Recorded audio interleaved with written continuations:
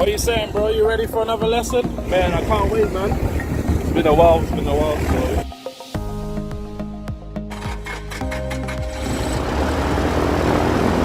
That's a screw. You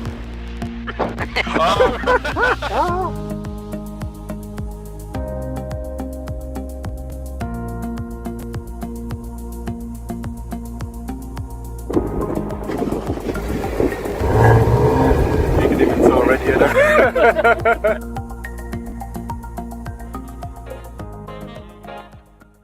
Hey, right rudder, that's it.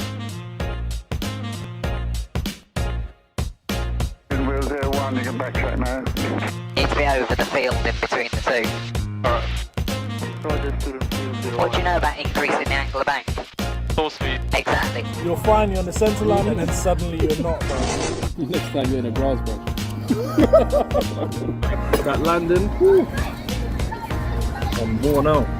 Are you aiming to be a commercial pilot? Yes, at some point. Yes, so these calls, they have to be made in a commercial environment.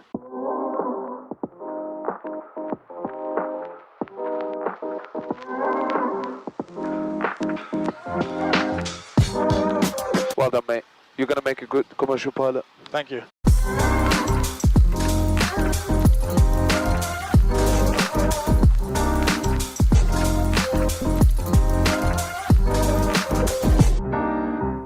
I'll walk up behind the aircraft.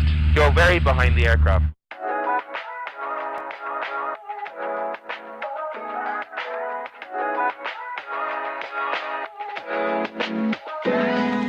We've got fuel leak. Are we? Yeah.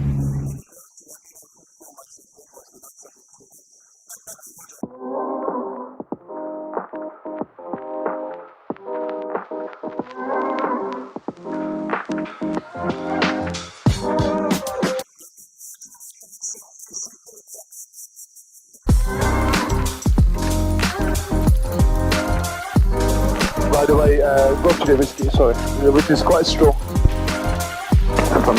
Mate, you're going to make a good commercial pilot. You still have control. No, you tell me when you want to take control. You tell me when you want to take control. Ever?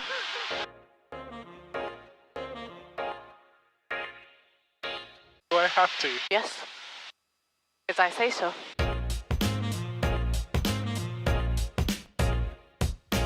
Bear in mind, you're going to have to work with what you've got, normally.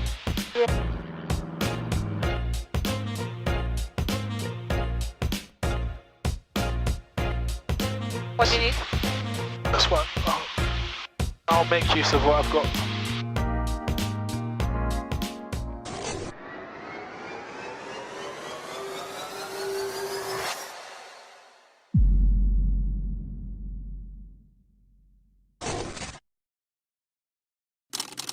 Previously on Future Pilot 901. Okay, how you feeling? Feeling good? Good. You're gonna go solo. Okay.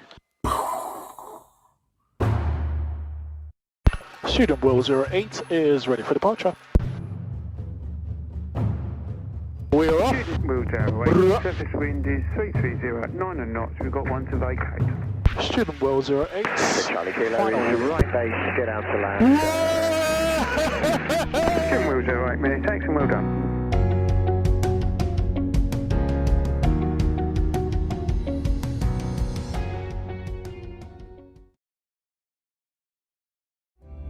This aircraft is so nice to flow with. Yeah, very nice. Victor Golf, clear to enter South Controlled airspace now in the climb task chute 3,000 feet, heading 090 degrees.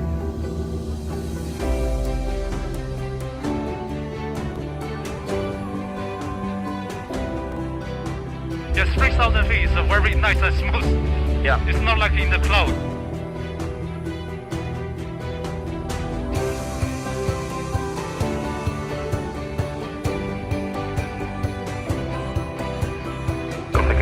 Our location is Sierra Leone. This comes the procedure report on both flights established. The whole point of getting your IMC is you fly clouds. That's sort of where we are roughly. See? Okay. So we came in for an approach on runway 23. We did a missed approach, and now we're being vectored around to do another approach into runway 23. Ever since I was a kid, I had a dream of becoming a pilot, but could never afford it. One day I decided to stop making excuses, to sacrifice my comfort, to make my dream happen. My name is Dee, and this is my journey. This is Future Pilot 901.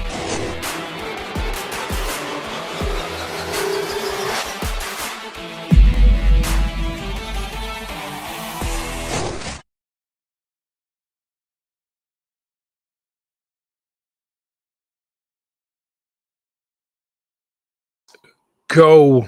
What's up, people, boys and girls, aviators, aviation enthusiasts? Welcome to Future Pilot 901 Live.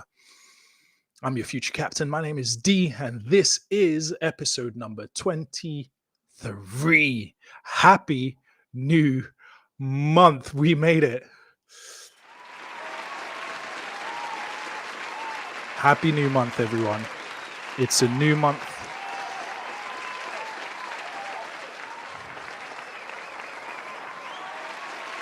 Yo, shout out to the OG.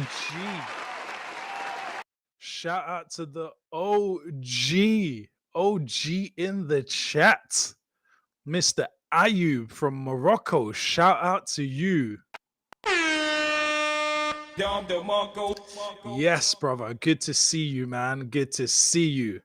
Good to see you, brother. Appreciate it. I hope you guys are having a great, fantabulous, fantastic start to the month, because this month is a special month. This month is a festive month. This month it's just got that vibe, you know. It's got that vibe, that enjoyable family vibe. It's also got, do you know what other vibe it's got? It's really got that spending money type of vibe. Hey, the bank accounts, our pockets are about to feel it. I've got my brother's 40th birthday. I've got my niece's birthday. I've got my niece's show. I've got family Christmas. I've got work Christmas due. So my bank account is going to be like,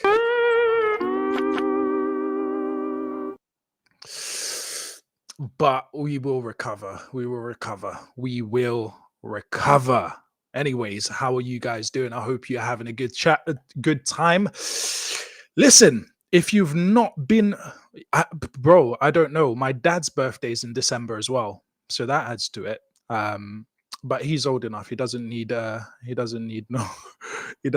presents. But yeah, I hope you guys have been keeping up to date with the goings-ons on the channel. Shout out to the Kick chat. We're live on Kick and on YouTube every Monday, 7 p.m. I messed up my intro, didn't I? I was supposed to say, this is your future captain speaking. My name is Dee, and this show is brought to you live every Monday, 7 p.m. Zulu time. This is episode 23. Shout out to the Kick chat. Shout out to the YouTube chat. The Kick is growing. I have to say, the Kick followers are growing. So if you're on Kick, make sure you hit that follow. Thank you very much for the follow. Shout out to the YouTube family. Make sure you hit that subscribe button. Hit that like button.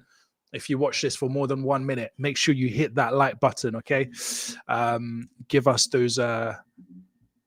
just incline the algorithm towards me. Why don't you? Just incline the algorithm towards me. But we've been doing a midweek stream as well, a flight sim stream, where I've been practicing all sorts of shenanigans on the flight sim, like engine failures, engine fires. And the really cool thing about X-Plane 12 is it allows you to actually set these things up on a time delay. So I was in the circuit, and then I would set up an engine failure and then have to deal with it wherever I am in the circuit. Because, hey, if it happens in real life, you're not going to expect it, right? So yeah, it's good practice. It's very good practice. Very, very good practice. So today, I've got a few things to share with you. A few things in our flight bags, mostly from the CAA, a couple of updates from the CAA, nothing from the Air Accident Investigation Branch for this week. and then we're going to get into the main topic, which is what is it? Memory strategy. Money. I'm thinking about money. Memory strategies for the pilot. We'll be looking at an article and drawing some insights from that. Then the last thing we're going to do is talk about money, because Ayub, how's your portfolio doing? Because mine is like, yeah, my portfolio is it's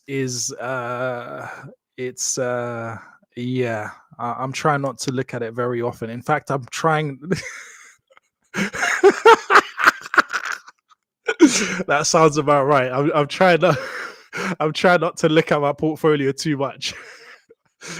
So yeah, we'll be looking at what's happening with money, because we are investors. If you haven't followed us over the last few, I would say about 5 episodes, I've introduced money, capturing all the basics, like what is money, like how should you use money, and then also what is the purpose of investing and how to get into it. I shared some apps that you could use, and so now we are walking that journey. I've been an investor for the last, since 2021, I want to say.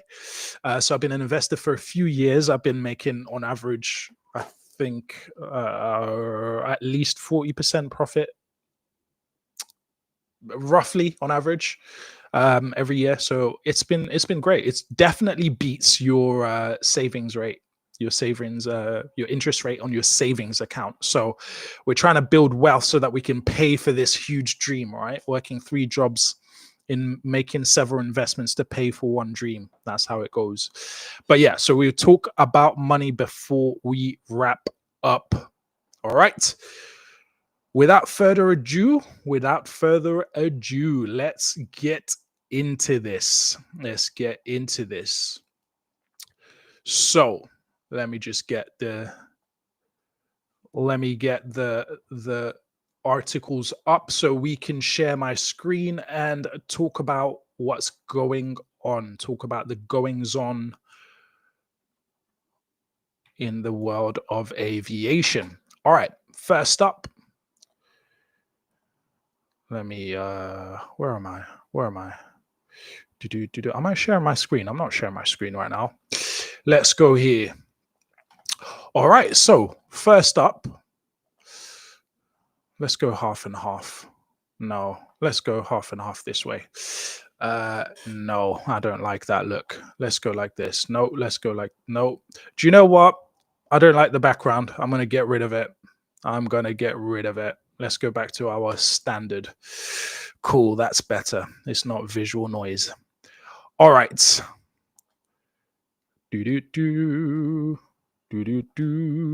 Yes, let's go here. All right, so first up for our CAA update of the week, the decommissioning of Halon 1211 and Halon 2402 in handheld fire extinguisher guidance on regulatory responsibilities and replacement options for Halon-based handheld fire extinguishers. Basically, no. Where is it? Under UK environmental regulations, Halon-based handheld fire extinguishers, specifically those containing Halon 1211 and Halon 2402, must be replaced in aircraft cabins and crew compartments by 31st of December 2025. These requirements come from the Ozone Depleting Substances Regulation 2015 and the Ozone Depleting Substances Qualification Regulation 2009, which aim to reduce the use of substances harmful to the ozone layer. So just so you know, look out for that. Of course, I usually fly GA in the 172, so I'll be looking out for that switch of fire extinguishers if it hasn't already been done, because they're being decommissioned and they're must be replaced by the 31st of December 2025. And in your second story from the CAA, the second update, we also have new an update to the CPL skills test standards document 03A. We've got an update to that. This is something we've covered in a previous, I'll just click into that. In a previous, we've covered this in a previous episode. Oh, good, it's following me. Good. Because what we looked at last time is this last page here, which is really important. It's about tolerances, right? And you got the PPL and the CPL. And this is very useful, especially if you're hour building. You want to know what they're expecting of you at the next level, right? Normal flight, you need to be within 100 plus or minus 100 feet. So if you're supposed to be flying at 2,000 feet, no higher than 2,100, no lower than 1,900. And that will keep you within tolerance so that when you're doing your hour building, you're practicing those tolerances so it's not a shock when you get to that stage. And of course, if you're doing flight sim and you're practicing for your PPL as well, you've got 150 feet to play with. So that's the kind of tolerance you want to make sure you're staying within. But what I'm going to do probably next episode is just take a deep dive into this document because I'm going to be going for my CPL at some point. So I need to know what's on there. It basically talks through. The CPL is divided into 6 main sections: your pre-flight operations and departure, your general airwork, en route procedures, approach and landing procedures, abnormal and emergency procedures, simulated asymmetric flight, and relevant class or type items. So it basically talks you through everything you will need to know. And in fact, what I might do is also go through standards documents for radio telephony for the PPL, or even the PPL skills test, because I think it's quite useful to know these documents. So that's what I'll be looking at. But if you want to check it out, obviously go out and check it out on the CAA's page. There's been an update to this standards document for the CPL skills test. And that, ladies and gentlemen, is your CAA update of the week. That is the CAA update of the week. Shout out to the CAA.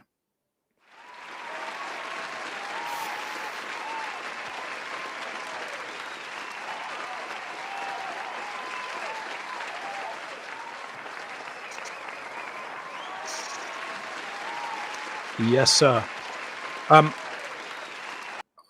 Ayub, can I ask you a favor? You're a mod on Kick. Can you please just ban anybody that like is putting those kind of messages? Thank you. You already did it. You see, Ayub is a don. You already did it, man. You already did it. Shout out to you, Ayub. Thank you very much for the swift service.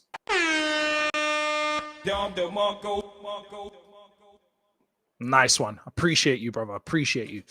All right.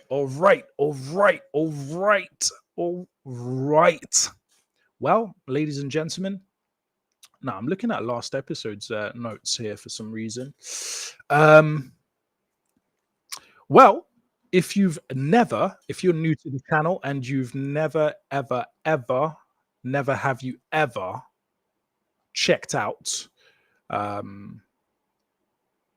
checked out the channel, particularly on the YouTube. By the way, I'm coming up to 5 years on YouTube. That's crazy. To be fair, I haven't been like super consistent with it because I work lots of jobs to fund the dream. But yeah, it's been an intense and very interesting journey on the YouTube.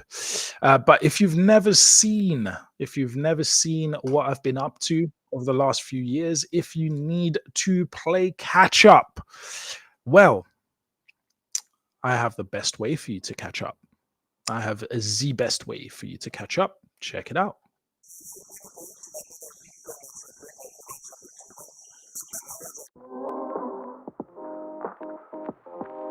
Nice takeoff.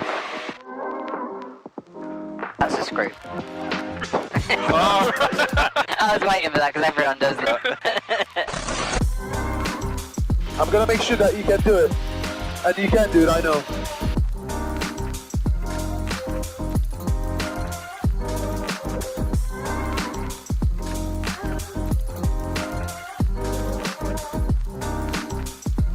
Can you get to the height of a double-decker bus? How about this high? Smoothly throttle to idle.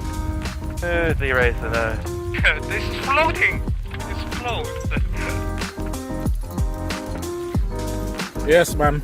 Good food after hard days of flying, bro. Bro, it's needed, man. That landing. Woo. I'm worn out.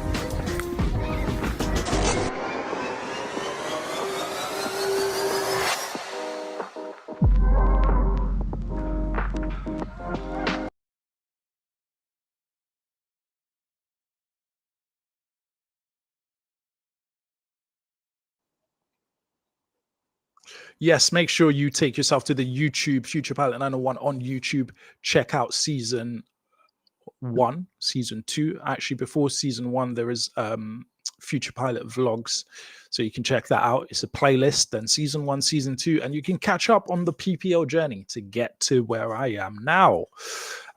So yeah, that is something you can do. That is something you can do. So listen, guys. Yikes. There are no updates from the air accident investigation branch this week, so I can take up the time with something else. Guys,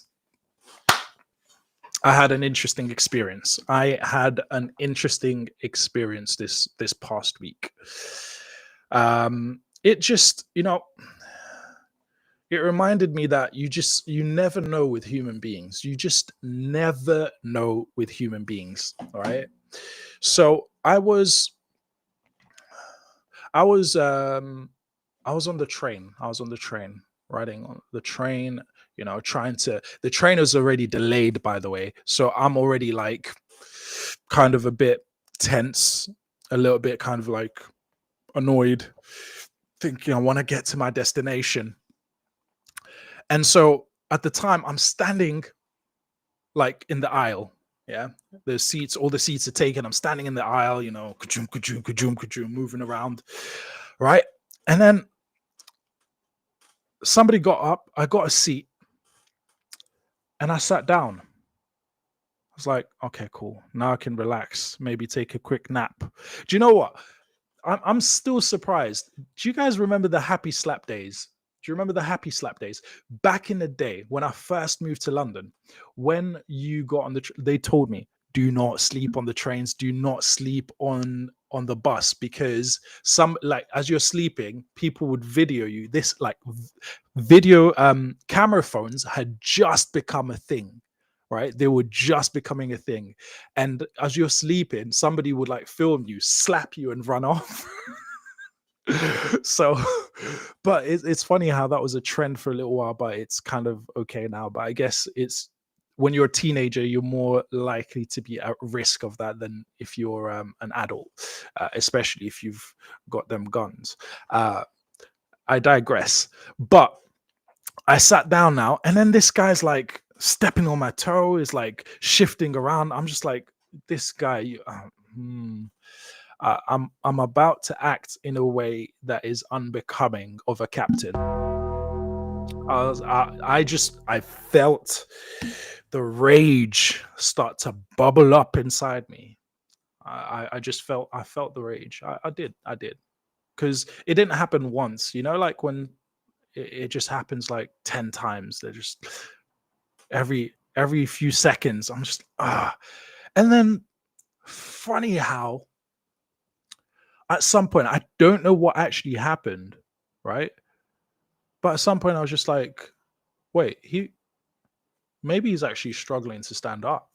And I just looked at him, I was like, let's swap. You sit down, I stand up. So I stood up, and he was very grateful. And I was like, wow, it's funny how for those few minutes that I was like starting to bubble up inside, how it never even crossed my mind that he might be really tired and just unable to stand. And as soon as I offered him the seat and he was just like so grateful, I was like, wow, it's so interesting that I was really blind to that. Isn't that interesting how sometimes we could be blind to things that, like, when we do think about it later on, it makes sense, but in the moment, we're just like, what? And then, but I kind of regretted it, to be honest, though, because he sat down and then I got another seat opposite him. So I sat down and I was kind of keeping an eye on him, just kind of like seeing how tired it was. And then at some point, I saw him take his finger and he went into his nose, and his fingers went so deep in his nose, it almost disappeared.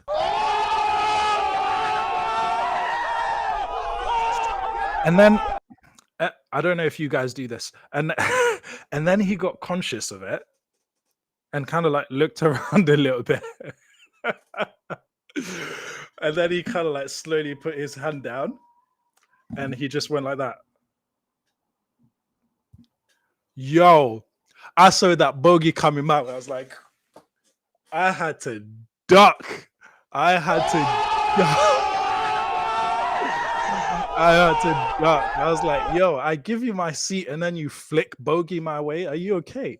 Are you okay? But yeah, shout out to the nose pickers. Shout out to those nose pickers out there. I see you. I see you. I see you, nose pickers. I see you. Shout out to the internet lurkers as well. There's some people who never say anything in the chat, who never comment on my videos. And then one day I meet them on the street. They're like, oh, how's your stream going? I'm like, yo, how do you know about my stream? Oh yeah, I watch your streams. I'm like, if you watch my streams, like, where are you? I don't see you in the chat. I don't see you in the comments. I don't see your likes because you ain't liking it, but you're lurking.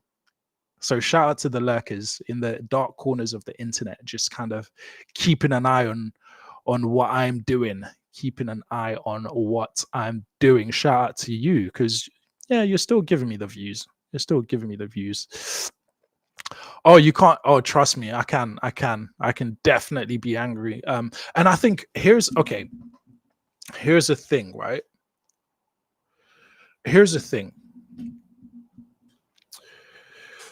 There is this idea that a weak person isn't a virtuous person. What do I mean by that? You know, like some people have never punched anybody just because they're weak. But internally, if they could, there's a few people they could have slapped. Right? So it's not that it's not that they never punch anyone because they are virtuous. It's because they just don't have the ability. Like some people, I'm gonna go there. Sorry, guys. Hey, look, this is a live show. You never know what you're gonna get. And for me, the person makes the pilot. And so I don't shy away from talking about things that affect human beings because the person makes the pilot. So I'm going to go there. All right. Some people are faithful in their relationship, not because they're faithful, but because they just never had the opportunity to cheat.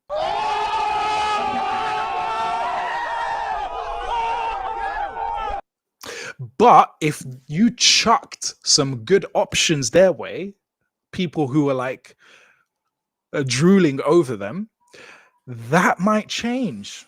Some people never do drugs because they just don't have the money, they can't afford it. But give them enough money and suddenly they start experimenting. So when it comes to anger, I'm very much like I'm into Jungian psychology, and it's something that I've kind of heard a lot about and touched on briefly. In fact, I've got this book, which is by Eric Neumann, who is a student of Jung, and the foreword is written by Carl G. Jung. So I do like Jungian psychology. And there is this idea of integrating your shadow, which is not denying that nasty part of you, but instead incorporating it into who you are. Because, for example, some people overreact because they never set boundaries. So, for example, certain situations, if you just speak up and say, hey, I really don't like this, then the other person will back off. But what we do is we're overly accommodating, where we don't actually say anything. And so we let people cross our boundaries so far that we're kind of like an elastic band. At some point, we snap, right? And so it's very important. I embrace my anger. And it's a conscious and a repeated thing that I have to keep working on, and sometimes, it's emotions tell you something. They give you a message. Yeah. Anger might tell you, anger is a secondary emotion. It tells you that, maybe you feel hurt. Then why do you feel hurt? Explore that. Right. Okay. I don't like what's happening. Okay. Have you communicated that you don't like what's happening? Okay. Then just start by communicating. Right. And I read this escalation. I can't remember where I read it from, but I read this, it's like a communication escalation thing. It might be in the article we're about to look at, but there's an acronym, PACE. Okay. Acronym is PACE. Acronym is PACE. I'll show you. Okay. So PACE is the acronym, and it goes probe. And then it is alert, and then it is challenge, and then emergency.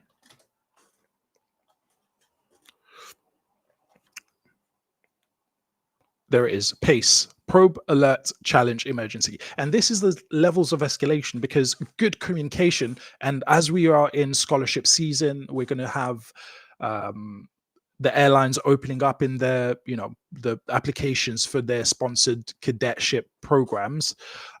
This is an important skill. Communication is an important skill, and you have to know how to escalate communication.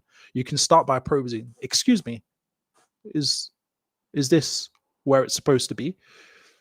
Okay, then you take it to the next level if that doesn't work. Okay, this is not in the right place. We need to move this. Challenge: why are we keeping this here when it's safer to do it there, right? Or next level is, okay, this is an emergency. We have to go full attention on this. So you have to know how to escalate. You have to know how to escalate. And I can definitely escalate, but we're all works in progress. So it's something I keep on working on.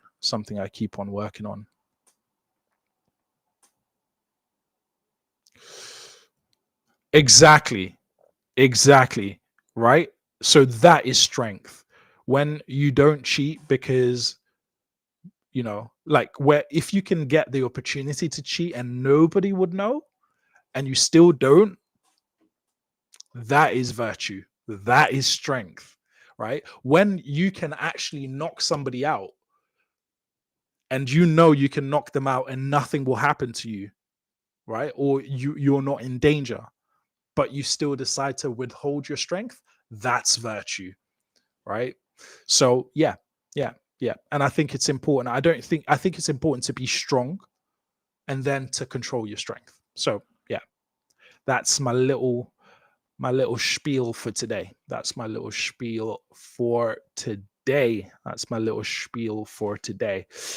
Well, as you guys know, like I said, scholarship season is coming up. In fact, as you would have it, the scholarship, the gliding scholarship and the PPL scholarships are both now open. The air pilots have opened their scholarships. So I hope you guys are applying. Because it's an incredible opportunity. It's actually an incredible opportunity.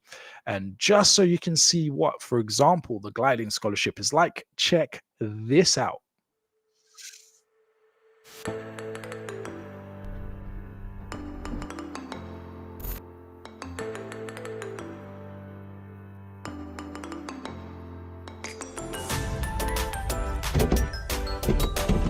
Shut and locked, resisting upward pressure. Brakes and canopies closed and locked. Black cable, cable on please.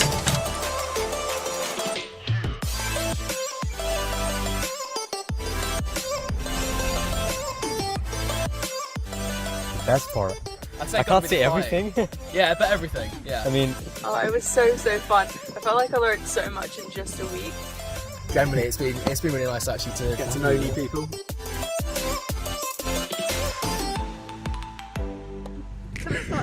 A gliding scholarship. gliding scholarship. And the scholarship. Gliding scholarship. Gliding scholarship. Gliding scholarship by air pilots.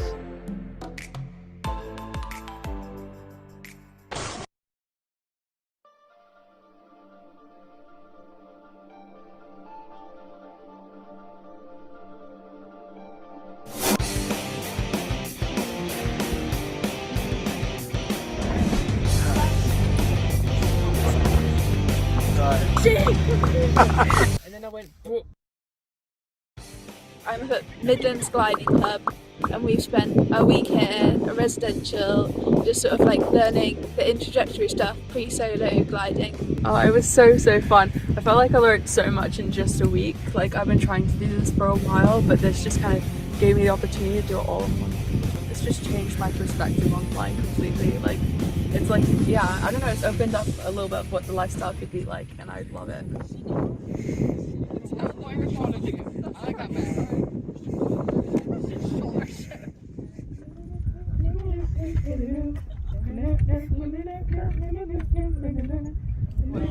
Every single one of this one. Mine is shut and locked to resist upward pressure in the back. Shut and locked, resisting upward pressure.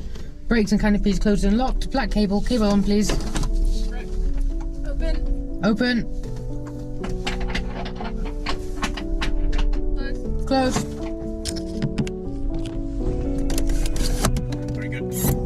Keep your left hand on the release. Yeah. Shut the window with the right hand if you need it.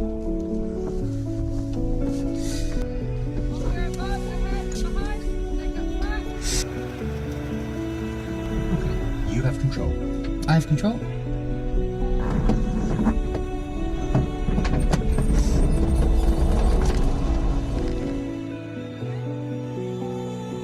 I managed to get to a level where I could fly basically a whole circuit myself, do landings and takeoff. It's something that I've always dreamed of, so it's like just such an amazing, outstanding experience.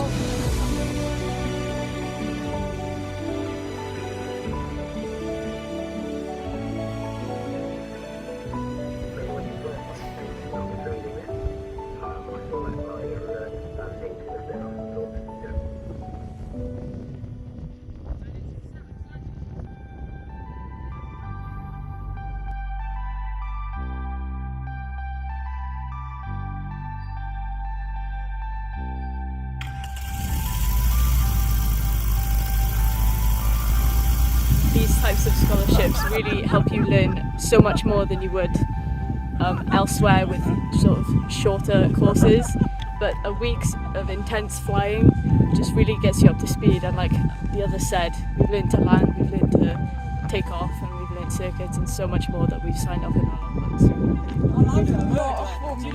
I'm hoping to carry on with gliding, to do like my bronze and get a solo eventually, and it'll be really exciting to like see what else I can do in aviation. Like, being able to do the scholarship just opens so many doors with like different things like going to PPL or commercial flying or even with the RAF.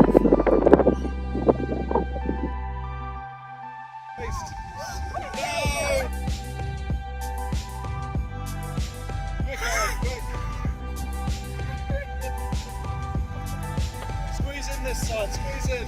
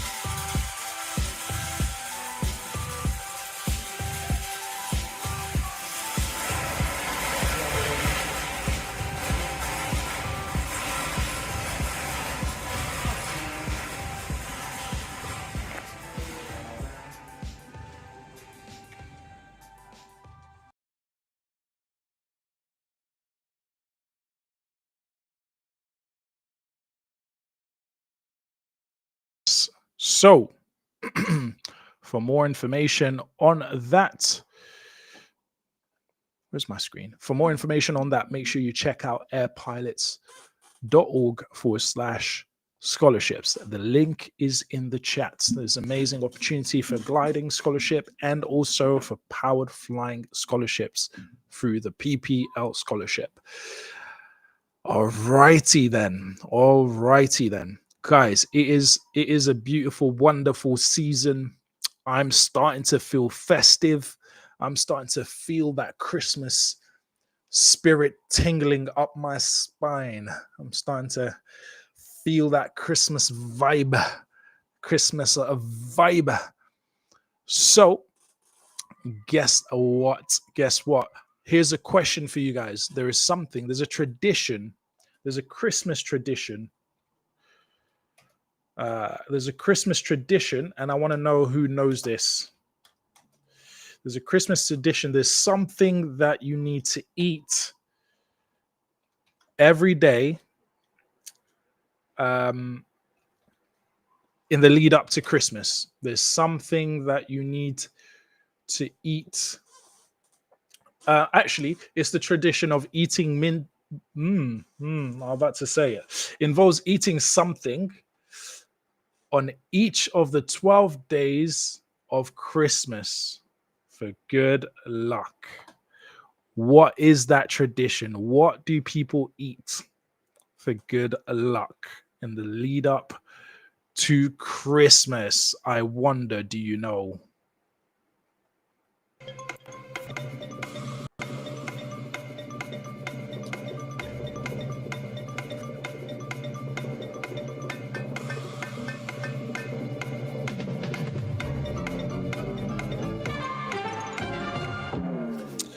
Well, if you didn't know, these right here. Mince pies. Check it out.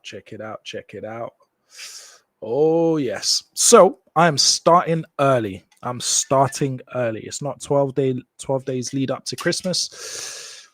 It's literally the 1st of December, but here I am. Cheers. Good stuff.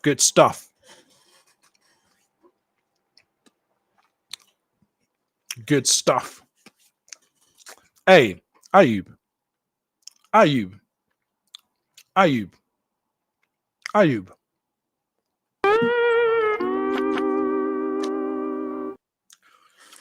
So you're going to let the whole chat know that you left the stream and you came back. You're actually going to tell people that, Ayub. Don't tell people. You should just let them think that you were watching the whole time. Because if you do that, they're gonna think that they can do that too. And nobody's allowed to go anywhere. No toilet breaks, no food breaks, no like romantic breaks with nothing. As you're locked into the show, you are locked into the show. No leaving or nothing. And if you do leave, don't let me know.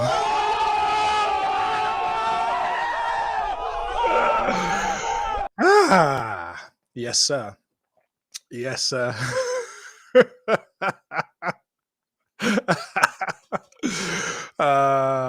Nah, it's all love, man. It's all love. I appreciate you guys. Hey, we gotta have fun, man. Life. Hey, do you know what? Before I go into the next bit, it's just a bit of a hangout today, actually. But I'm often aware of the fact that life is short. Life is really short. Like, you're here today, you could be gone today. So yeah, I think I'm very big on enjoying the moment and being present and getting everything you can get out of the moment. So we got to have fun. We got to enjoy ourselves, not take ourselves too seriously. I know I'm in danger of that. I take myself very seriously, but that's because I like to improve. I like to feel progress. But it's so important to be in the present moment and just enjoy it. So thank you for sharing life with me, because if you lose money, you can get money back. if you lose possessions, you could probably get them back.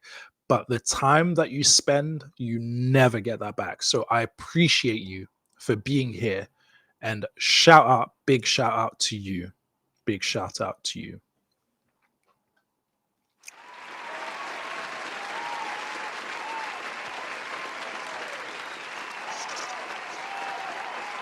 Okay, enough of that soft stuff. Let's get down to beeswax. You guys know that I'm preparing for assessment, so I make it a point to practice in public some of the exercises. Why? Because it's a good idea to increase pressure, to try and recreate the environment in which you're going to be tested, which is an environment of pressure. So I put pressure on myself by practicing this online, on live, so that if I fail, you guys can actually, clip that and, make me go viral and embarrass me and make me feel shame. Why? Because if I make that mistake, I'll never make it again. So it's nice to put pressure on myself. I'm not saying anyone else should do the same. It's just what I like to do. So here we go. I'm going to be practicing. We're going for 300. I hit 290 some yesterday or the day before. So let's see if I can actually manage to do that on stream. And in the background, I will not be playing this song.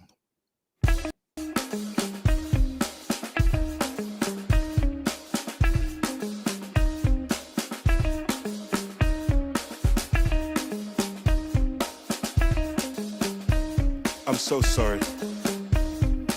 No, I'm so sorry. I will not be playing your song. Do you know why? I texted Tyrone like a month ago. And do you know when he got back to me? Today. How are you getting back to me a month later?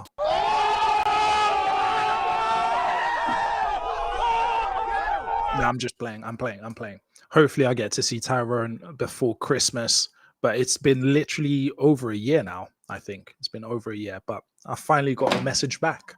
Shout out to T. All right, let's get going. Let's get this show on the road. Let's get some background music. Let's get into the spirit.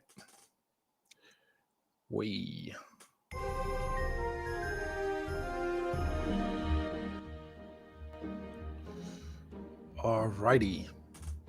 Wish me luck, guys.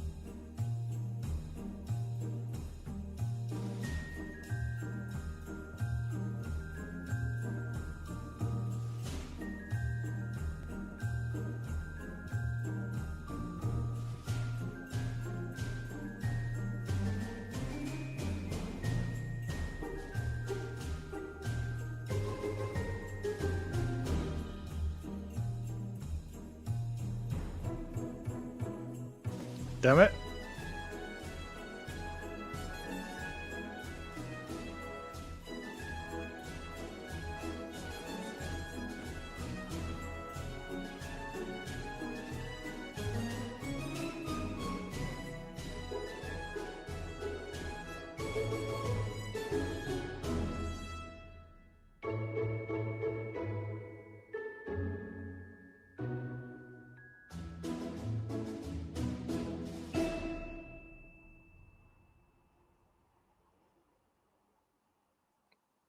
I can't do anything about the music stopping because I'm locked in.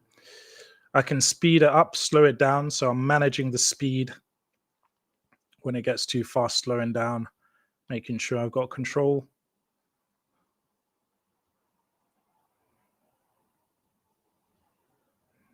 Let's see what the score is going to be. Predictions in the chat.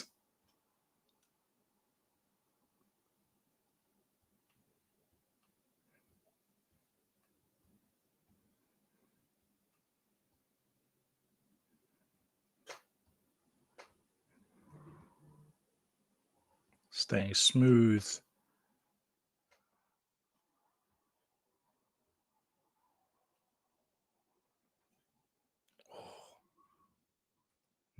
No. There we go.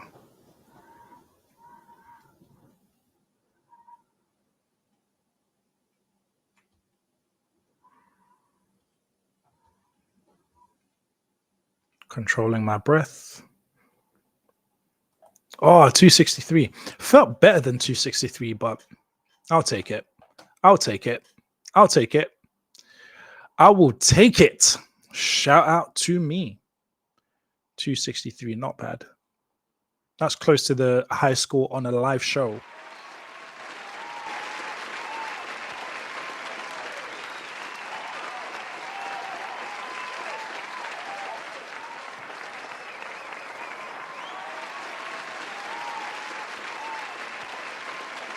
Yeah, not quite.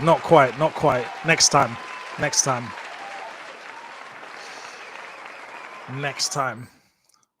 So, it's an interesting world we live in now with Chat GPT, Chat GPT. And, if you don't use Chat GPT, you will fall behind because people are using AI. But here's the thing. I wonder how AI is going to affect or change the aviation industry. And the effects are yet to be seen, right? They're yet to be seen. One thing to be mindful of, though, is whatever you don't use, you lose. And so when we outsource our thinking to AI, at some point, we will lose that ability. So how I try to use AI is I try to use AI in a way to support my thinking rather than give it my thinking. And that's really important. It's very tempting so for example, one thing I've done before is I've said, AI, give me 20 questions on principles of flight, right? And then it's quizzed me one question at a time. I give it the answer, and sometimes AI is wrong because you have to remember AI doesn't know. It's just scanning the internet for information and then reproducing that information. So if there's wrong information out there, then it's going to give you wrong information. So you have to know the answer that you're looking for when you ask AI a question, because it could give you the wrong answer. But never let AI give you something you don't understand or an answer that you can't work out for yourself. So Ayub says, you reckon there's going to be AI autopilot for cars? AI autopilot for cars. Well, that's already happening, right? That's already happening. There's autonomous cars is taking off. It's a thing. No pun intended. There's this talk about flying cars. I don't see it happening. Does anybody see flying cars happening? I don't see it happening. But I was in a chat room or on a forum, and someone made a good point, or I think it was like the comment section, that automated could be possible. If it was all automated, autonomous, then it's a lot more possible. Because, and one thing that I pointed out is, so in the UK, but also usually, in many countries, this would be the case. In the air, this is regulated by the CAA, Civil Aviation Authority. If it lands on the road, now there's a different regulating authority, right? So this cannot land on the road as things are, right? They're two different things. And then also thinking about the complexity of airspaces. thinking about the necessity for communication, all of those things. I don't see it happening where people will be able to fly their cars. But if we're saying it's going to be automated, there is more of a chance of that happening. Automated flying cars. However, it's a tricky one. Although things are becoming more autonomous, we are trending towards less autonomy. Although things are becoming more autonomous, we as humans are trending towards less autonomy. So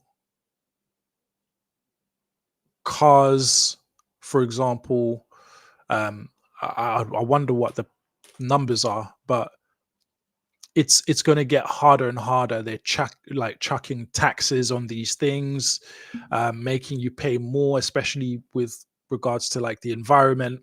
And so it's kind of like you're more and more encouraged to take, say, public transport or to have less autonomy like that. I mean, even with now phones, our phones are contracts a lot of the time, where I am anyway. The contracts a lot of the time, as opposed to like pay as you go. It's like we move from, we're moving towards less autonomy, which is kind of a contradiction, but interesting. I wonder what you guys make of that. I'm kind of going down a bit of a rabbit hole here, but hey, that's what happens sometimes. What do I mean automated? So I mean, you get into your car and you press buttons. I want to go to, I don't know, work. And then it does everything on its own. And goes, and they all have like communication between each other, and so they can avoid each other, and you don't have to do anything. You can just get in your flying car, sit down, and just enjoy the ride. That's what I mean by automated. That's more likely than people actually having control, because they would have to learn so much more, right? Can you imagine what a driving test would be like for an autonomous car, or not an autonomous car, for a flying car? What would the driving test be like?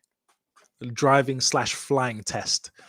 What would that be like? What would the training be like? And this is what I mean, that everything is becoming more autonomous, but we are, as humans, becoming less autonomous, because now, at some point, people won't need to drive.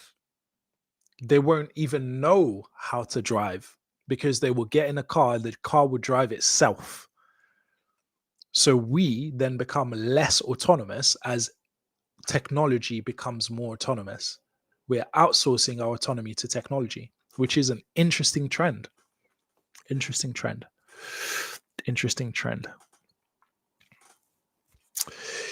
Anyhow, that is a little bit of a rabbit hole.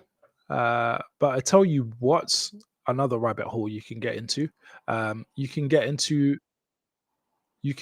Why is my links are all messed up? Why are my links all messed up? Okay, my links are all over the place. I can't even use them how I want to.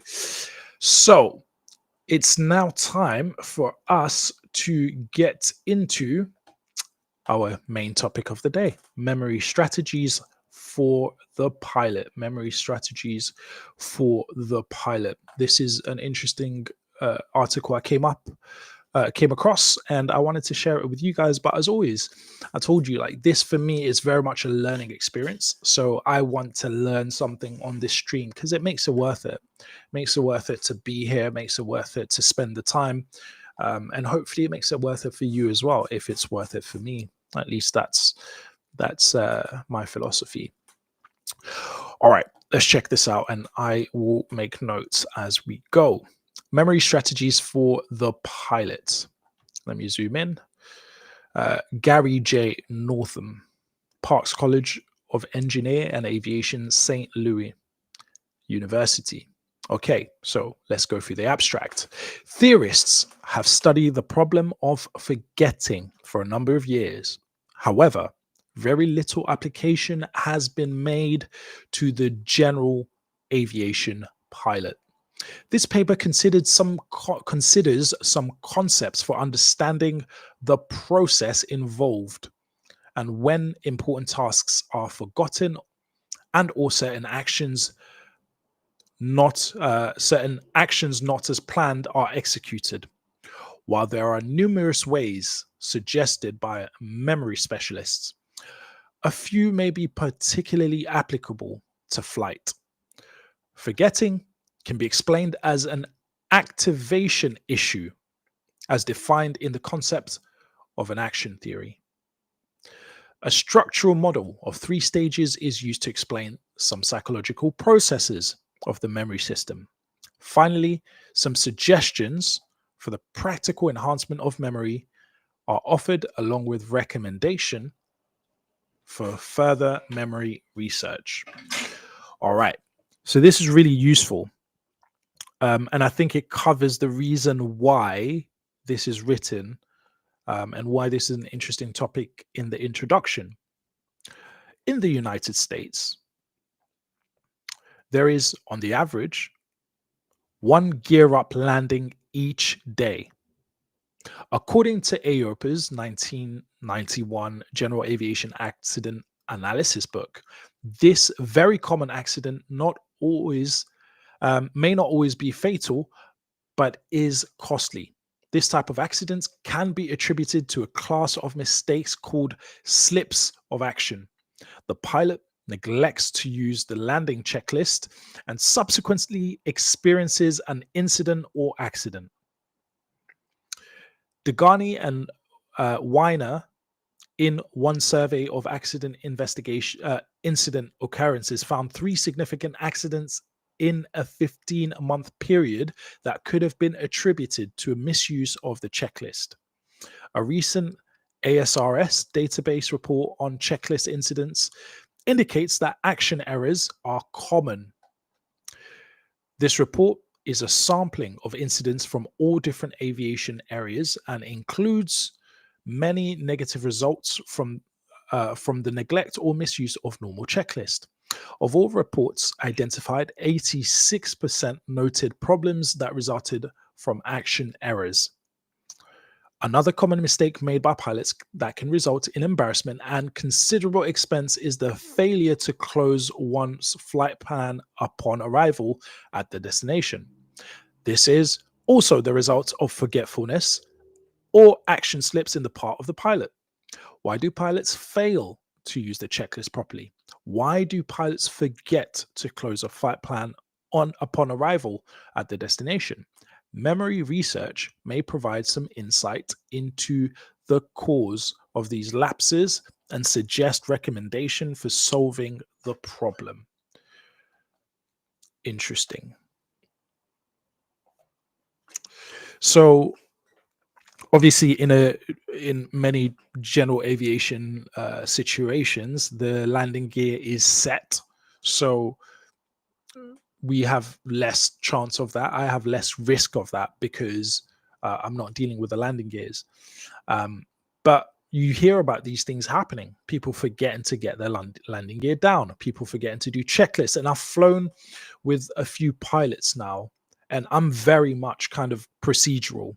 And, you know, I've got the checklist in my hand and I say what I'm doing. But we can get complacent and sometimes not feel the need to use a checklist. Now, even if it's a memory checklist, it's a memory item, it's still useful to call it out. It's still, and one thing I've learned to do is to say that the checklist is complete. So when I do my pre-landing checklist, I'll go brake pressure checked, undercarriage set, mixture full, rich, flaps not required, fuel sufficient, correct tank selected, fuel pump is on, instruments aligned, car beat goes hot, landing light goes on, hatches and harnesses secure, carb heat goes off. Then I say pre-landing checklist complete. And I need to hear myself say that to know that I've completed it, because what can happen is midway through the checklist, sometimes, you know, I have to adjust my attitude, my altitude or my attitude. Sometimes, you know, maybe there was a radio call that I had to respond to. and then suddenly I forgot, and I'm thinking, oh, I probably did the checklist already. But if I don't remember myself saying checklist complete, then it's not completed. So it's very important. That's a practice that I developed for myself because I found that to be useful to avoid forgetting. Right, let's get back into this. Action slips and memory. There are several ideas that attempt to explain what happens when one neglects to do a particular act or accomplishes an act different from the intended. I told you guys about the time when I was flying into lid and I was supposed to pull the carb heat because you need to increase the heat when you decrease the power to prevent icing from forming in the carburetor. So I was supposed to pull the carb heat, but I'd been flying 172s. I was now in a PA-28, and I just heard the engine go. I was like, "Yo!" I actually pulled the mixture instead of pulling the carb heat, and I just went straight back in and reacted really quickly. But that was an incident, an example of when I did an action that was different to what I intended, and these things happen. And had I not caught it that quickly, we would have had to glide because it would have taken longer to restart the engine if it stopped completely. So these are things to be aware of, and these are things that I'm very keen on learning because they have an impact. They have an impact, right? Action slips may be classified as absent-mindedness and defined as actions not as planned. Hawkins summarizes these ideas in 3 areas. First, a person may forget simply because of the passage of time. If the information is not used regularly, it may decay and not be available for recall. A second idea about forgetting explains that the process of losing information relates to interference from other more memorable information. This conflicting information likely was presented to the pilots at a different time than the replaced data, but due to various factors, exhibits a stronger influence. A third possibility described by Hawkins is that some forgetting is motivated. The information may have presented painful or anxious feelings and was then blocked from conscious memory. Yeah. And I think this could be useful, particularly with feedback. Sometimes, instructors could be harsh. And what you're doing in being harsh sometimes is you could prevent them from actually remembering the stuff.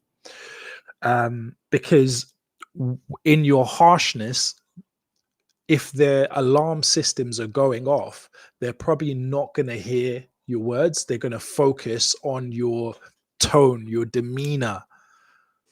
And that's what they're going to remember. There's that Maya Angelou quote. People don't remember what you said or what you did. They definitely remember how you made them feel. So that's really important to know, especially if you want to be a good teacher, a good instructor, things to be aware of. All right. We're not going to get through all of this today, but we will get through a little bit more of it. Action theory. Forgetting may be classified as, what I'll do is I'll drop the link to this in the chat in case somebody wants to have a look in their own time. Let's see how we're doing for time. All good. Okay. Forgetting may be classified as a type of breakdown as described by action theory. Norman considers human mistakes and defines certain of them as action errors. Pilots may perform a particular action regularly, but inadvertently neglect that same action at another time and commit an action slip. According to Norman, there are 3 stages of action slips: the formation of intention, activation, and triggering. Errors may occur in each of these 3 stages and may be related to the problems of remembering. Action slips may occur when activation occurs unintentionally, as when a pilot inadvertently selects a switch and trips it when it should not have been turned on. Action slips may also occur. Action slips may also occur when activation to perform a particular task is lost. Neglecting to lower the landing gear when approaching to land may be an error caused by cues not being activated at the appropriate time. And this goes back to something that we looked at when we were looking at performance pilot, is practice is like a mental programming. So when you practice, it's like you're coding an app in your mind. But just because I have an app on my phone doesn't mean that that app is being used, right? You could practice, okay, when I'm going to land, this is what I'm going to do. I'm going to look right down the runway. I'm going to, use my peripheral vision. I'm going to make sure that I'm not pulling back too quickly. All of those things. So you go through it. That's your practice. That's your mental imagery. However, what you need to do is tap the app. You need to open that software. You need to trigger it. So it's important to have triggers. So you can know something, but if you don't trigger the knowledge at the right time, you won't apply that which you know to what you're doing. And therefore, it's almost like you didn't know it when you do know it. So that's really important. And a lot of the time we practice, but we don't practice our triggers. We don't pay attention to how we're going to trigger it in the moment. Okay. You want to feel calm. So you practice taking deep breaths. But what action can you do in the moment that will bring you back to that state, that will trigger you to remember your routine? Yeah, very important. For example, some people say they want to work out. So every time they walk through a doorway, they have to do 10 push-ups, right? Or every time they hear a certain sound, or every time they hear themselves saying something, there's a trigger that will require action.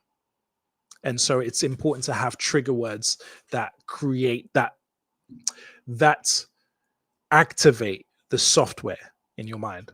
Right. And so one of the errors that happens is you know what to do, but it never got activated.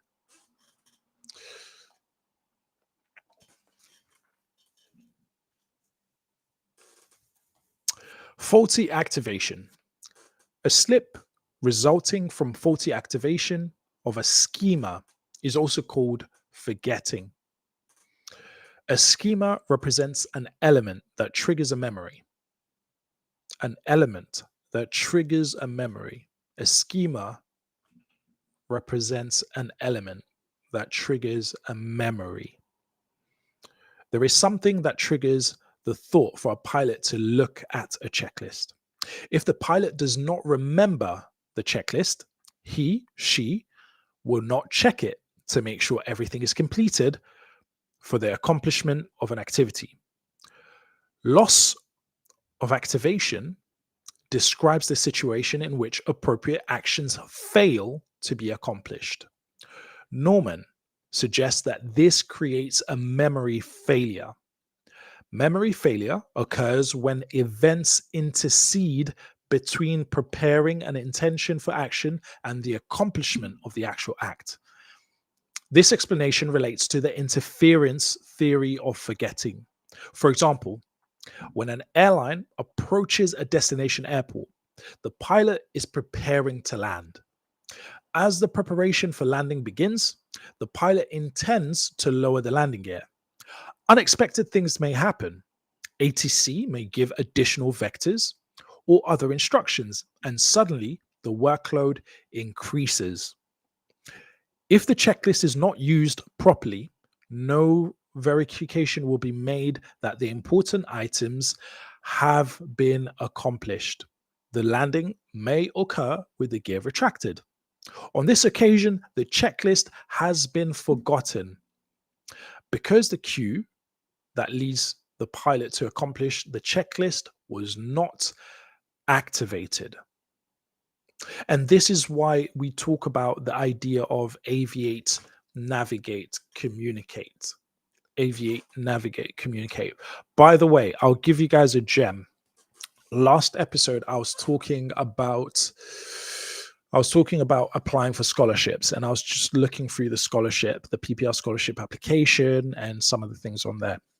One memory I do have is during my scholarship application process, when I was successful at the interview, I was asked, tell me a time when you have had to balance lots of different priorities, and how do you manage that? Now, I mean, I'm the kind of person at the time, I was working full-time as a teaching assistant in a special needs school, with teaching responsibilities and staff training responsibilities.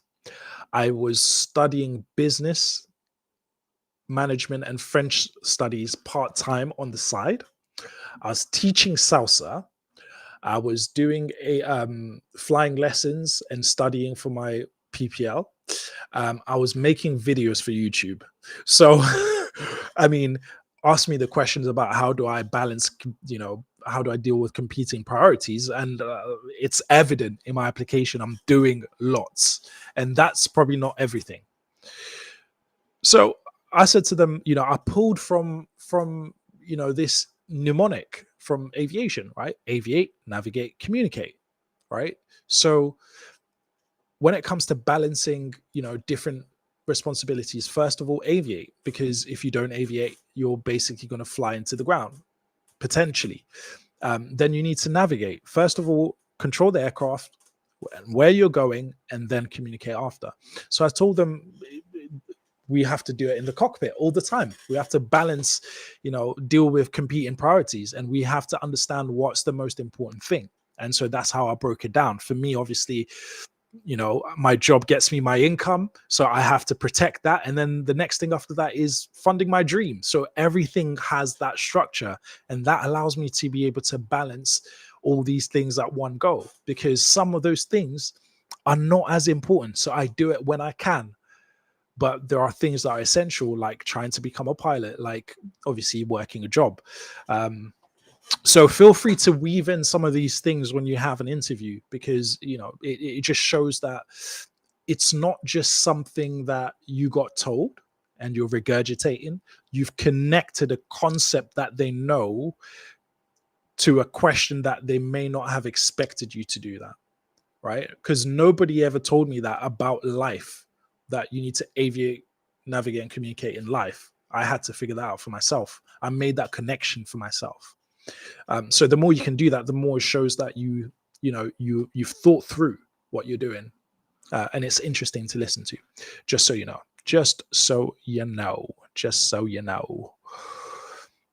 Yeah. The new round of scholarships is now available. It's now open. All right, let's have a look at a little bit more, and then we talk about money and get out of here.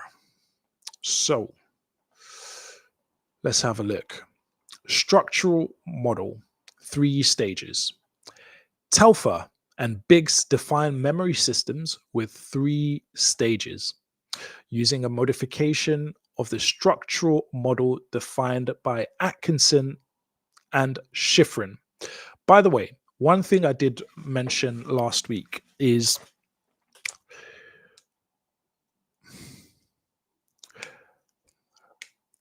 when I used to work this job, I was working a really good job, actually. I was getting like pretty good money for somebody who was like a young professional. And then I lost that job, or I left that job rather. And I had plans to move to a different town. I was actually going to move. Guess where, people? I was going to move to Bradford. I don't know why. At the time, I was going to a church, and that church had a branch there. And I was like, I will move to Bradford. And then I was like, I had a motorbike. So I was like, do you know what? At the time, Deliveroo was just popping. All right. This is years ago. And I was like, all right, I'll go to the new town. Since I've got a motorcycle, I'll just kind of do delivery to kind of get myself on my feet, and then, you know, try to get another job in children's services, family support, whatever, which was the sector I was in. Anyways, quit my job on the Wednesday. On Friday, I'm doing a delivery, and I walk in to drop the food to the people I was supposed to deliver to. I come back and my bike is gone.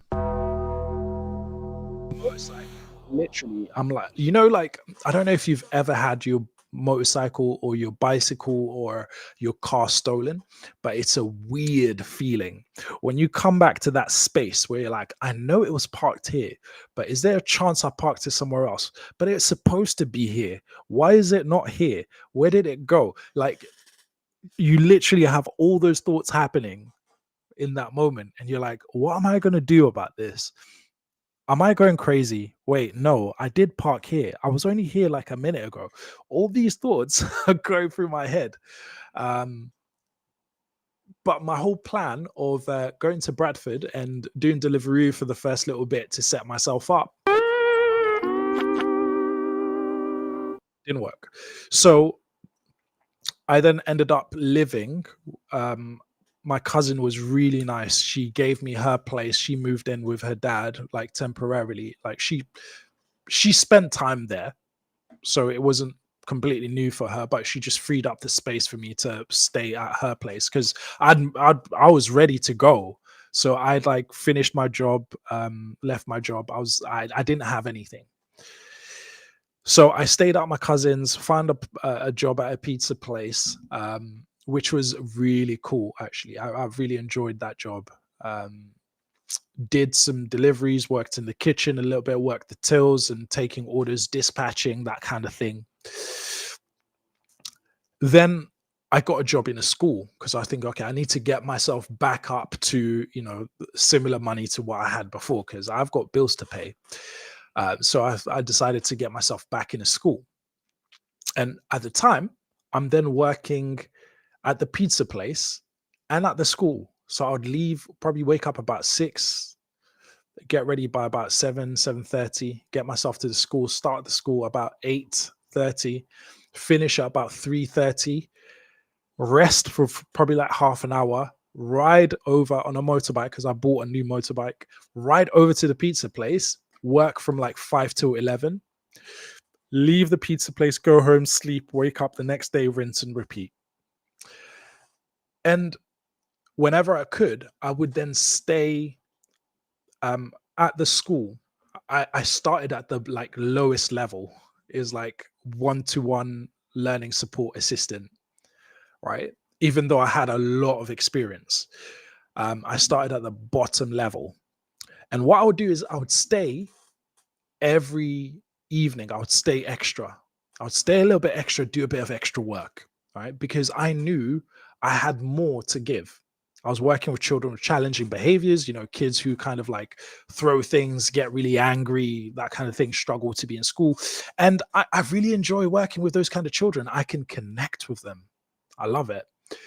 So what I did was I would stay late, I would work. And the funny thing is, people don't want to work hard for themselves, but for some reason, people will hate to see you working hard. Why are you still here? Why are you doing all of that? You don't need to do all of that. Why do you, but it's a Friday evening. Why are you still here? Like, giving you looks, go home, telling you to go home, telling you to go home. Like they control your body. like as if you're spending their energy. It's crazy. But here's the reason why I did that. It's a quote from Jim Rohn that shaped my thinking.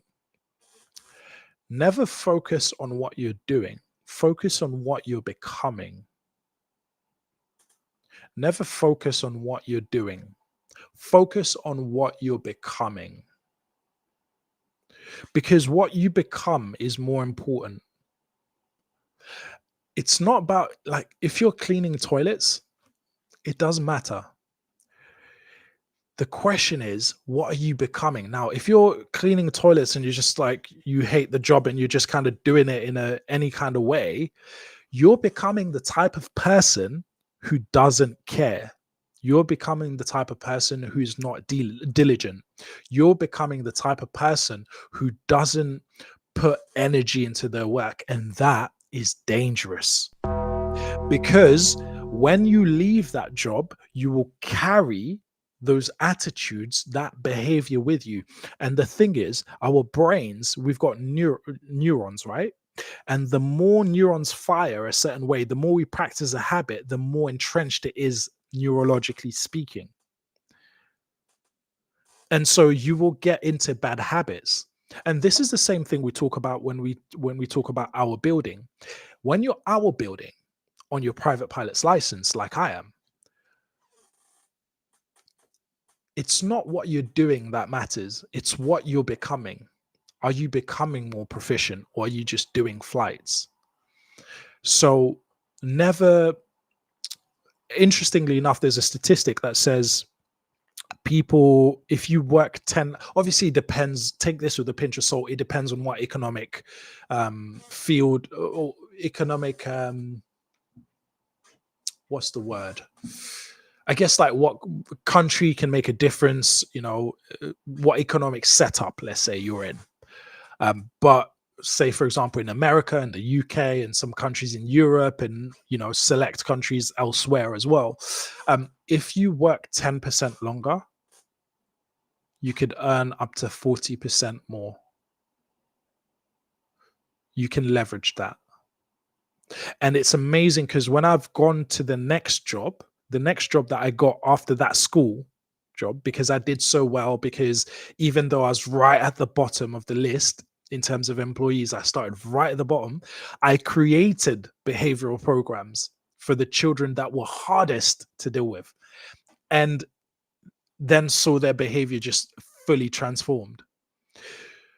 That wasn't something that I needed to do as part of my job. But guess what? When I went to the next interview to the school that was next to the airport, where my dream to become a pilot was reignited and caused me to start living in my car and then to get the scholarship and then get my license. When I went to that interview, I was ready. I was like, you know, I'm definitely the type of person that comes in early, leaves later. I put more work. In fact, in the role that I was in, I did not only just do my job, I went above and beyond by creating this type of behavior program. And I've noticed that this school works in a similar way to the principles that I used for that behavioral program. So I know that this would be a great fit for me. The head teacher looked at me and said, I can see you being here for a long time. I was offered the job on the spot. Some people had to wait. I was offered the job on the spot because it wasn't about what I was doing and the extra hours I put in. It's about what I was becoming. And then when I went to the interview, I could show them what I had become. So it's really, really important. So why am I saying that? I'm saying that because if you think I'm not going to use this moment, the fact that I'm reading up about memory strategies for pilots and sharing it online, if you think I will go to interviews and assessments and not mention that, you got to be crazy.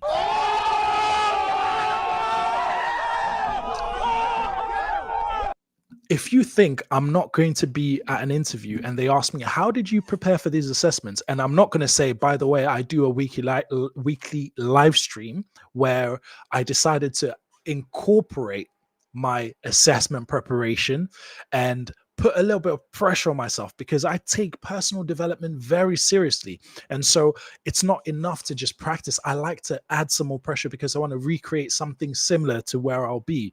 And so what you can expect of me as a pilot for this company is that even when I'm off, yes, I'm going to rest, I'm going to recover, because that's important for my performance. But I'm also going to take responsibility for my development, as I already have been. If you think I'm not going to be sharing that, you got to be crazy. It's not.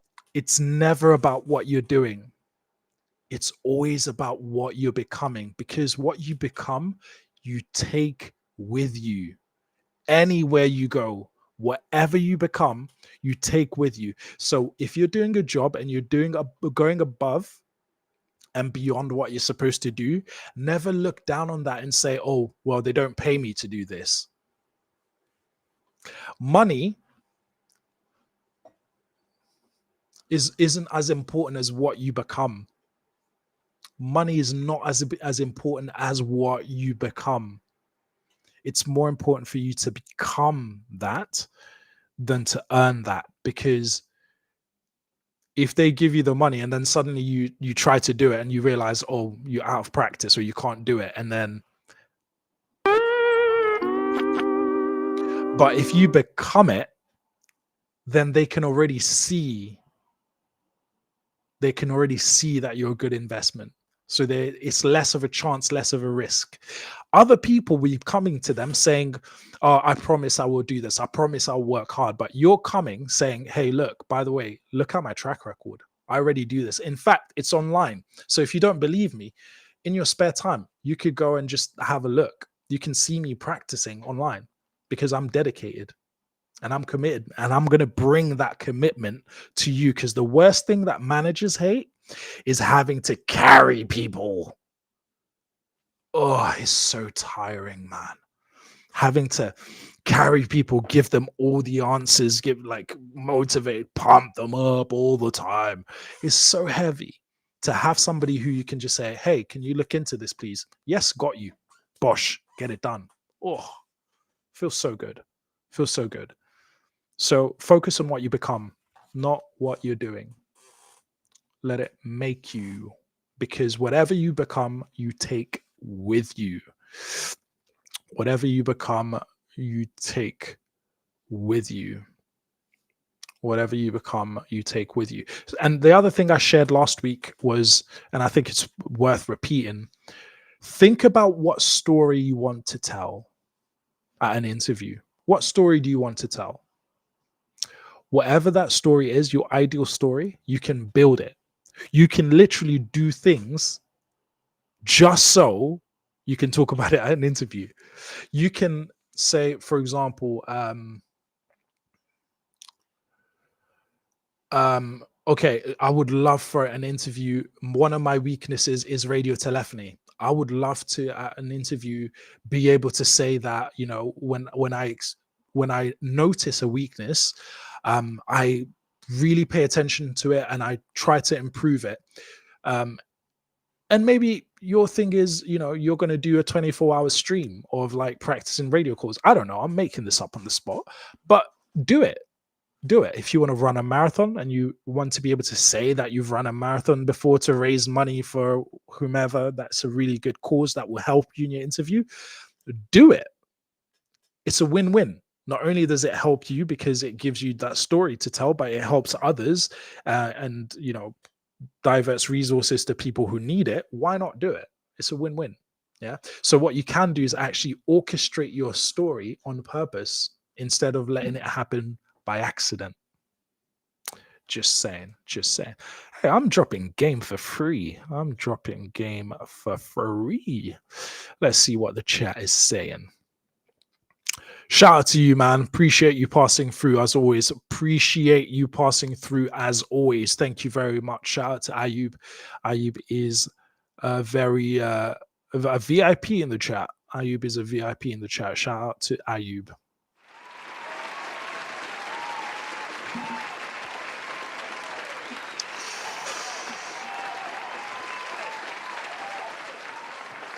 Okay, so we're going to stop that there in terms of memory strategies for pilots, and we'll pick it up again next week because I want to get to our last topic, which is money.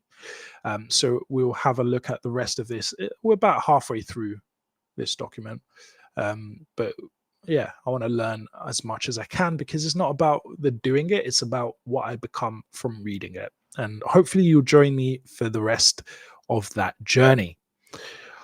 Alrighty then.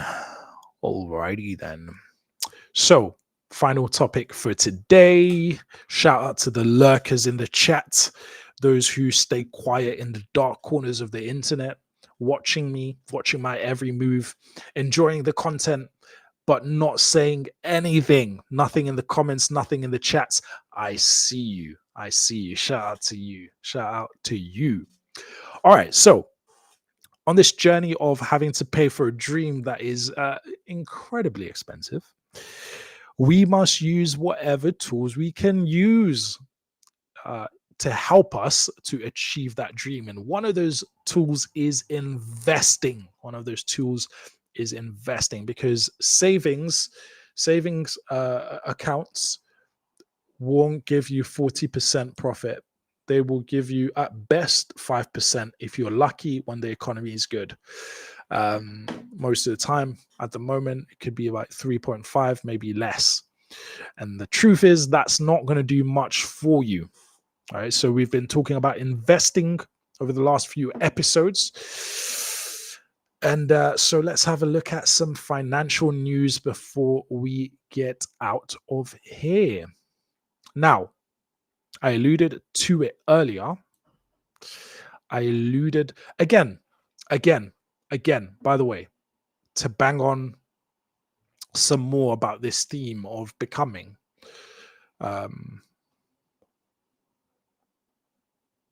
The investing isn't as important as what you become as a result of investing.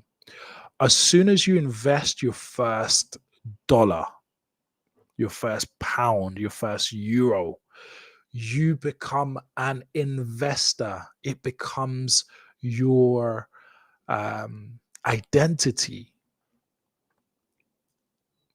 That's important. The way you look at money changes immediately just by the act of investing. The way you think about the future changes immediately just by investing. So it's not about what you're doing, it's about what you're becoming. That's more important. So become an investor and invest in your future. And that's something you can pass on to your children, because I'm trying to build stuff I'm going to pass on to my children, you know?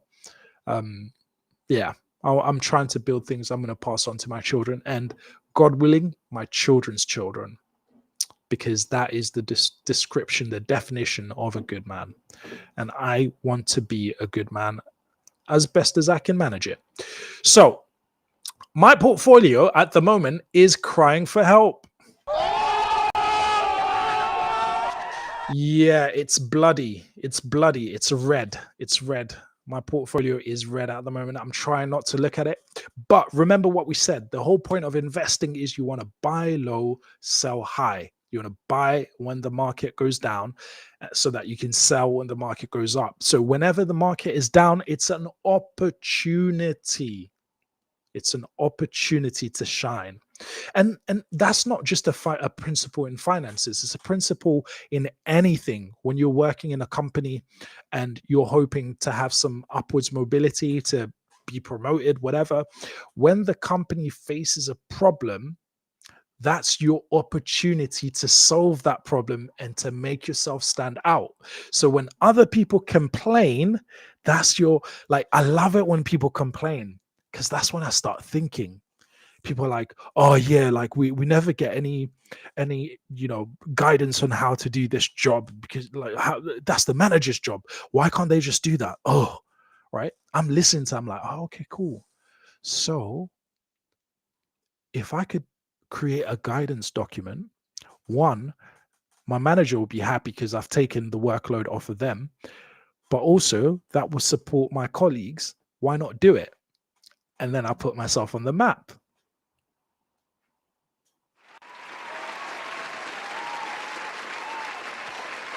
So whenever people are complaining, that's a great opportunity to innovate. That's a great opportunity to shine. And so when the market is down, it's a great opportunity to invest. Obviously, do your own research, not financial advice. Do your own research. So let's have a look at what's happening. This is Yahoo Finance, and it's now going to be in the catalog of places I get my financial news from. So US stocks slipped on Monday while Bitcoin's Slump deepened as Wall Street's strong late November rebound took a bumpier turn to begin. To begin December. The Nasdaq Composite dropped 0.4, whilst the S&P 500 fell around 0.4%. Now, if you've been in the conversations in the previous episodes, you know that the S&P 500 is basically the standard. It's basically the standard and is the safest investment to make. Again, not financial advice. Do your own research. But I'm invested into an ETF that is connected to the S&P 500. It's called Vanguard, and generally I've made like 10 to 20% profit each year, sometimes more. So it's the safest one because over a long period of time, it's been proven, or not proven, but it's trended upwards, generally speaking. And how the S&P 500 is put together is that the S&P 500 is the top 500 companies. So that's safer than investing in one company. Because, for example, I could invest in Apple, but if Apple goes down, the value of the stock goes down and I lose my money. However, if you invest in the top 500 companies, let's say one of the companies fails, well, the 501st company will just replace it. So you always have a top 500 companies. In that way, your investment is a bit safer than a single stock. So it's an index. Let's continue. Sometimes people get bored talking about money. I get it. It's, I mean, 2 years ago, if I was reading this up, my brain would be completely frazzled. But with exposure, gradually it starts making sense. The Dow Jones Industry Average slid around 0.7%. Okay. Shares of AI chip heavyweight NVIDIA fell 1%. Although, depending on when you bought, you're probably still making a profit. Apple rose 0.8%, hitting an intraday high of 281.1 per share. Meanwhile, Bitcoin fell sharply, and I think 30 to 40% of my portfolio is in Bitcoin, losing 7% in another sign that the markets are kicking December off in a risk-off mood. The leading cryptocurrency sunk below 85,000. Just to give you an idea, a couple of months ago, this was on 121,000. So if you were to buy into Bitcoin now, and it was to rise back to about 125,000, then you'd be making a 40% profit. The issue with cryptocurrencies is that there's a lot of volatility. It goes up a lot, comes down a lot. But obviously, since its creation, Bitcoin has trended up. So it hit new highs this year. But again, not financial advice. Do your own research. December is typically a strong month for stocks. But strategies say the so-called Santa Claus rally may not happen this year after a string of events, not least President Trump's tariff push kept uncertainty high. That has led stocks to buck the usual season trends towards 2025. So yeah, this year Trump went into office, put these tariffs that, led us to Bloody Monday, which was, earlier in the year when everything went down. And then, of course, it all bounced back up and cryptocurrency stock hit all-time highs. Now is another dip. Focus is still on the Federal Reserve's path for interest rates, even as over 85% of bets right on a quarter-point reduction at policymakers' meeting next week. The Thanksgiving week rally was fueled in large part by rising hopes for a cut. So yeah, there was a little bit of an increase, a bit of a recovery last week. Thanksgiving in America was last week, Thursday. On the back of supportive comments from Fed officials. But the central bank has now entered a blackout ahead of its gathering. Okay, so they're not giving out much information. Let's see. So we'll keep an eye out on the markets. As I say, you can see most things are down, But again, that is an opportunity to invest. At the very least, invest in the index funds, which are, you know, generally considered to be less risky. If you're inclined to take a bit more risk, investing in Bitcoin or other cryptocurrencies, but I would only mainly do Bitcoin, even though I've got a few of the other cryptocurrencies as well. Because when it bounces back, we will be celebrating. Who knows? Maybe it might really be that kind of Christmas. It might be that kind of Christmas. But listen. Let me just say this. Let me just say this. Yes, I want, you know, a great Christmas. Yes, I want my investments to skyrocket and go parabolic and make me money so I can pay for flight training. But none of those quite compare to having you. None of them quite compare to having your attention, to having you share this journey with me, because life is about the people you spend it with. Life is about the people you spend it with. And as we go into this wonderful season, I want to just set the mood. Let's go. Going to like strike this video. So if if ever I disappear from YouTube, you can find me on kick.com/futurepilot901. Okay, we're live on Kick and on the YouTube. Let's shout out to Mariah. One of the best Christmas songs of all time. Yes. We're getting to that Christmas vibe, that Christmas spirit. Why? Because sometimes in life you have to create a vibe. Otherwise, life will be dry. So I'm looking forward to it. Of course, the show is brought to you live every Monday, 7 p.m. Not British summertime, Zulu time, which is UTC, or formerly known as Greenwich Mean Time, GMT, 7 p.m. every Monday, live on Kick and on YouTube. I usually do a midweek show stream, usually on a Thursday evening. And that's my flight sim stream when I get to practice some, you know, interesting maneuvers that I haven't practiced for a while. Last week I did stalls and slow flight. Before that I did engine failures and circuits. So I'll see how I feel. I'll see what I want to do this week. But feel free to join me on that if you want to see what I do with the sim. Particularly for those who say, you know, for PPL, can you use the sim? How can you use the sim to support your PPL journey? It's very much in line with that. I usually fly a 172, so in the sim I fly the 172. I usually fly from Northfield, so in the sim I fly from Northfield. I usually make certain radio calls in real life, so I do them on the sim as well, so that I can keep myself proficient, particularly when I'm not flying often. So feel free to join me for that on Thursday, around about the same time usually, but I'm a bit more flexible with that stream. So make sure you hit the subscribe button. Make sure you give us a thumbs up. Make sure you turn on that notification bell if you are on YouTube. That way you will get alerts.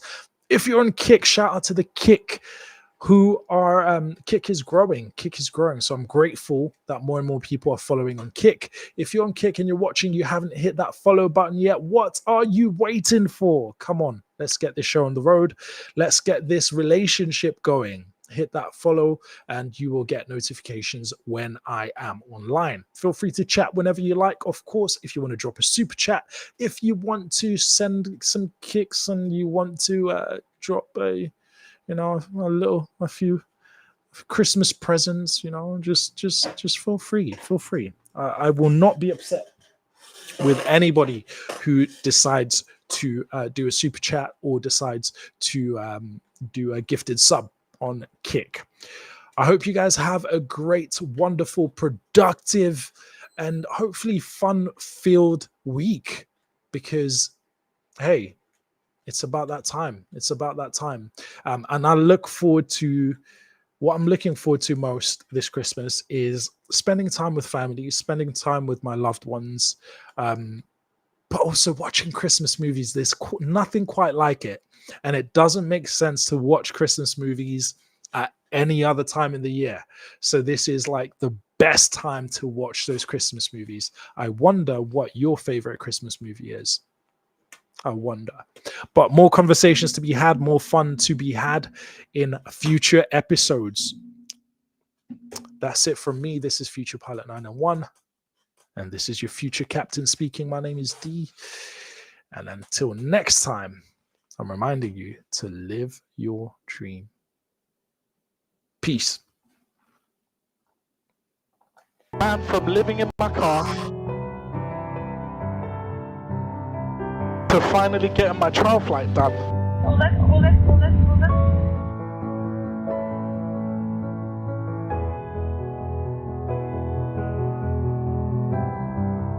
To being in this moment. Hey, come on. Well done. Was it worth the sacrifice? Oh man. Flat. Pull back. May pull back more. Hold it there. Pull back. Switching to Southern radar 130. Bit more.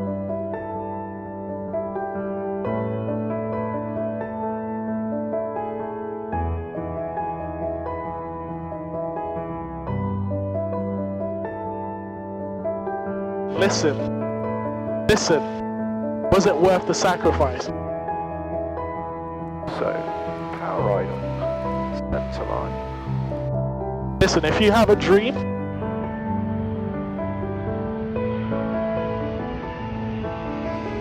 it's down to you to make it happen, man. You might give it everything and it might still not work, but guess what?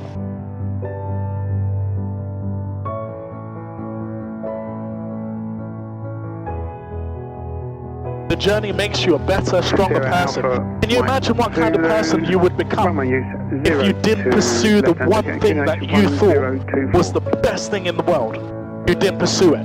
What kind of person does that make you after 20, 30 years of doing that? But when you chase what you believe is the most valuable, the most beautiful, the most awesome thing that you can do, and you give it everything, win or lose, you become a better person.